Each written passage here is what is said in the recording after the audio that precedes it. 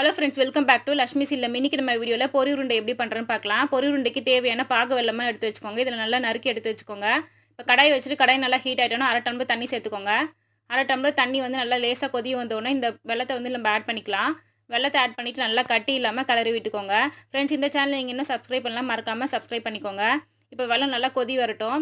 இப்போ வந்து தேவையான பொரி எடுத்து வச்சுக்கோங்க. நல்லா மொறுமொறுன்னு பொரி எடுத்து வச்சுக்கோங்க. அப்போ தான் உங்களுக்கு சூப்பராக வரும். இப்போ வெள்ளைப்பாகு எப்படி பண்ணுறோன்னு பார்க்கலாம். ஒரு தட்டு வச்சுட்டு தட்டுக்குள்ள வந்து கொஞ்சமாக தண்ணி ஊற்றிக்கோங்க. இப்போ ஒரு சொட்டு இதில் விட்டு பாருங்கள். நல்லா திக்கான பேஸ்ட்டான கன்சிஸ்டன்சியில் வரும்.